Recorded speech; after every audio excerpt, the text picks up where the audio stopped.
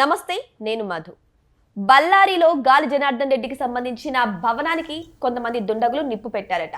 అసలు ఏం జరుగుతుంది? మన ఈ మధ్యేమో కాల్పుల కలకలం, ఇప్పుడేమో భవనానికి నిప్పు. అసలు బళ్ళారిలో రాసుకుంటున్న ఈ వివాదానికి గల కారణం ఏంటి అనే విషయం గురించి రోజు మనం తెలుసుకుందాం. ప్రస్తుతం మనతో పాటు ఉన్నారు senior journalist doctor Durga Vadlamani గారు. వారిని అడిగి మరిన్ని విషయాలను తెలుసుకుందాం. నమస్కారం మేడం. అసలు బళ్ళారిలో ఏం జరుగుతుంది? మన ఈ మధ్య కాలంలో గాలి జనార్దన్ రెడ్డి అనుచరులకి కాంగ్రెస్ ఎమ్మెల్యే అనుచరులకి మధ్య కాల్పుల కలకలం జరిగింది. మళ్ళీ ఇప్పుడు చూస్తే గాలి జనార్దన్ రెడ్డికి సంబంధించిన ఒక భవనానికి నిప్పు పెట్టినట్టు తెలుస్తుంది. అసలు ఏంటి మేడం ఈ అల్లకల్లోలం? అసలు కాదు, మీకు అర్థం కావట్లేదు అసలు కదా. మనకి చూస్తే కనుక అయితే ఈ రాజకీయాలు ఏంటి, మనుషుల్ని చంపుకోవాలనే ఒక ఇదేంటి. ఇప్పుడు మీకు కోపం ఉంటే ఏదైనా కూడా డైరెక్ట్గా మనం ముఖాముఖి తేల్చుకోవాలి, కానీ ఆస్తి నష్టాలు ప్రాణ నష్టాలు చేయాలనుకోవటం ఏంటండి? కాంగ్రెస్ వర్గీయులు నారా భరత్ రెడ్డిట, అతను అంతకుముందు కాల్పులకి అతనే కారణం. గాలి జనార్దన్ రెడ్డి ఇంటి దగ్గర లక్కీగా గాలి జనార్దన్ రెడ్డి లేరు అని అన్నారు. ఇవాళ చూస్తే ఇది మోడల్ హౌస్ అని వాళ్ళు కట్టించారట, ఏదో అందరినీ ఆకర్షించడం కోసం ట్రేడ్ వర్గాల్ని. సో దాన్ని ఇవాళ పెట్రోలు డీజిల్ పోసి అంటిస్తే ఏంటండి ఇది? అంటే మనుషుల్లో రోజు రోజుకి రాక్షసత్వం పెరిగిపోతుంది అంతే కదా. లేకపోతే ఏంటిది? మొన్న ఈ మధ్య ప్రాణ నష్టం, ఇప్పుడేమో ఆస్తి నష్టం. ఇది గాలి జనార్దన్ రెడ్డి ఆయన అసెంబ్లీ సమావేశాల కోసం ఇప్పుడు బెంగళూరులో ఉన్నారు. అతనేమో ఇప్పుడు బీజేపీకి తరఫున కదా అతను. సో దాంతో ఆయన ఏమన్నాడంటే, మొన్న ఏదో ఫ్లెక్సీ గొడవలు అయ్యాయి, దానికోసమే జరిగి ఉండొచ్చు, వాళ్ళ పని ఇదని ఆయన అంటున్నాడు. ఏది ఏమైనా అసలు రాజకీయాలు ఈ రకంగా ఉండడం బాధాకరం అండి. ఇప్పుడు రాళ్లతో కొట్టుకోవడం, లేకపోతే మనుషుల్ని ఒకళ్ళనొకళ్ళు పొడుచుకోవడం, చంపుకోవటం, లేకపోతే మనుషుల మీదకి వాహనాలు దూసుకెళ్ళిపోవటం, వాళ్ళని చంపేయటం. ఎందుకని? ఏంటి? మనం ఎక్కడికి వెళ్తున్నాం? అది కూడా ఏమన్నా అసలు అర్థం పర్థం లేకుండా మీరు కనుక చూసారంటే కింది స్థాయి వ్యక్తులు మరణిస్తారు ఎప్పుడు కూడా. అసలు నాయకులు ఎప్పుడు చచ్చిపోరు. మీకు రాజీవ్ గాంధీ ఇది గుర్తుంటే కనుక అయితే ఒక్క కాంగ్రెస్ నాయకుడు లేడు దగ్గరలో. ఆ రోజు రాజీవ్ గాంధీ చనిపోయినప్పుడు శ్రీపెరంబుదూరులో థాను అనే అమ్మాయి మానవ బాంబుగా వచ్చింది కదా. మీరు ఎవ్వరు కాంగ్రెస్ నాయకులు ఎవ్వరూ ఆయన పక్కన లేరండి. చిత్రంగా అంత పెద్ద బాంబ్ బ్లాస్ట్ అయితే తెలుసా? అసలు అది మీరు ఊహించండి. అంటే అవన్నీ చెప్పి జరిగాయా, తెలిసే జరిగాయా అని ఒక సందేహం వస్తుందిగా. ప్లాన్ ప్రకారమే అని అంటే లోకల్ కాంగ్రెస్కి తెలిసే జరిగిందా అనేది ఒక సందేహం. కాబట్టి ఈ రకంగా నేను అనేది ఏంటంటే, గాలి జనార్దన్ రెడ్డి తోటి మీకు వైషమ్యాలు ఉండొచ్చు, ఉంటే ఈ రకంగానా చేసేది కాదు కదా. అది నేను అనేది. కాబట్టి ఇప్పుడు ఈయన రెండోసారి తప్పించుకోవటం నన్ను అడిగితే లక్కీగా.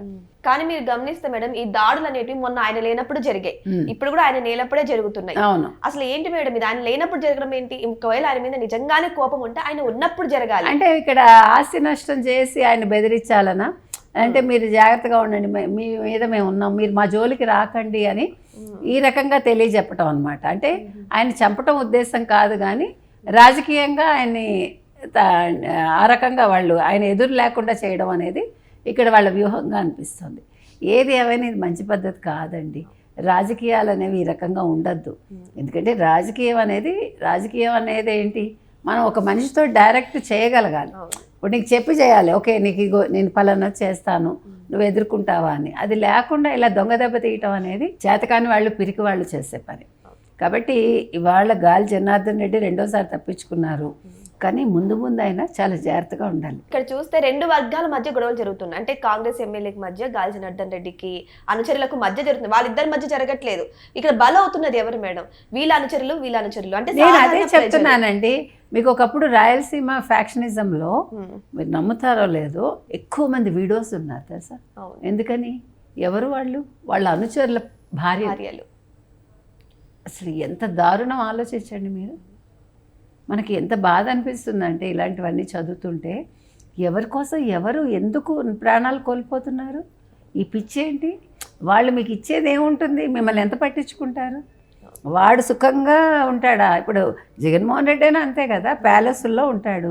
మీరెందుకు మీ చొక్కాలు చింపుకుని మీరెందుకు ఇట్లా బలైపోతారు? మనం అడుగుతున్నది అది. ఇట్లా బలైపోవడం వల్ల జరిగేది వాళ్ళ ఫ్యామిలీకి కదా మేడం నష్టం. అదే కదా, వాళ్ళ పిల్లలు అనాథలు అయిపోతున్నారు కదా. ఇప్పుడు ఒక పిల్లకో పిల్లాడికో తల్లి తండ్రి ప్రేమ సమానంగా ఉండాలా? వీళ్ళెవరు ఇళ్లలో ఉండరు, ఎప్పుడు చూసినా ఫ్యాక్షనిజం అని వెళ్ళిపోతారు. ఇది యూత్ ఆలోచించాలండి. అటువైపు వెళ్ళొద్దు. మీరు అటువైపు వెళ్ళకుండా మీరు పిల్లల్ని చదివించుకుని హ్యాపీగా మీరు వాళ్ళ నీడలో ఉండాలి తప్ప వీళ్ళ వెంటపడి వీళ్ళ కోసం మీ ప్రాణాలు పోగొట్టుకుని, లేకపోతే కాళ్ళు చేతులు పోగొట్టుకుని, లేకపోతే కళ్ళు పోగొట్టుకుని అనాథలైపోయి వాళ్ళు మళ్ళీ మీ మొహం కూడా చూడరు. ఇప్పుడు మనం చూసాము మన వివేకానంద రెడ్డి హత్య కేసులో 6 మరణించారు, వాళ్ళే సాక్షులని. వాళ్ళు ఇప్పుడు మళ్ళీ వెనక్కి వస్తారా? నిజంగా వాళ్ళని చంపారా, వాళ్ళు చచ్చిపోయారా అనేది తెలియదుగా. ఈ అనుమానాలతోటి జీవితాలు వెళ్ళిపోతున్నాయి. అయినా మనం ఇంకా పార్టీలు లేకపోతే ఫలానా వ్యక్తి దేవుడు అనుకుంటూ మనం ఇట్లా జీవితాలు అనేది ఎవరి కోసం? సో కొంచెం కళ్ళు తెరవాలి అందరూ. నేను అది చెప్తున్నా. ఇవాళ గాలి జనార్దన్ రెడ్డి అనే వ్యక్తి ఆలోచించుకోవాలి, ఏంటి రేపు ఏం జరుగుతుంది, నేను జాగ్రత్తగా ఉండాలి అని. ఎవరికి వాడు నా అంతటి వాడు లేడు అనుకునే కంటే కొంచెం ఎవరికి వాళ్ళు తగ్గి అంటే సామరస్యపూర్వకంగా వెళ్తే ఇలాంటివి జరగవని నేను అనుకుంటున్నాను. నిజానికైతే ప్రజల కోసం నాయకుడు ఉండాలి మేడం. ఇక్కడ అంతా చూస్తుంటే నాయకుడి కోసం ప్రజలు బలవుతున్నారు. ప్రజలు కూడా కాదు, కార్యకర్తలు బలవుతున్నారు. ఎంత అన్యాయం అది. అదే నేను చెప్తున్నా, అది ఆలోచించుకోండి. నేను కార్యకర్తలకు చెప్తున్నా, మీరు దేనికోసం మీరు సోషల్ మీడియాలో పోస్టులు పెట్టి మీరే బలవుతారు, లేదు ఒక తప్పు చేసి మీరే బలవుతారు, లేదు ఎవరినో దూషించి మీరే బలవుతారు, చంపి మీరే బలవుతారు. ఎందుకు అవసరమా? ఆ నాయకుడు అనేవాడు హ్యాపీగా ఉన్నాడు కదా, వాళ్ళ కుటుంబం శుభ్రంగా ఉంది కదా, మరి మీ కుటుంబం ఎందుకు కష్టపడాలి? మీ భార్య మీకోసం ఎదురు చూస్తూ ఉంటుంది కదా, మీ పిల్లలు ఎదురు చూస్తారు కదా. ఇవి గుర్తుపెట్టుకోండి అని చెప్తున్నాం మనం.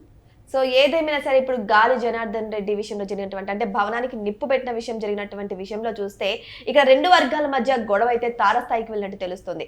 మరి రానున్న రోజుల్లో మరిన్ని వివాదాలకు దారితీసే అవకాశాలు కూడా ఉన్నట్టు తెలుస్తుంది. మరి వేచి చూద్దాం ఈ వివాదానికి మధ్య ఏం జరగబోతుందా అని. Thank you so much. Thank you.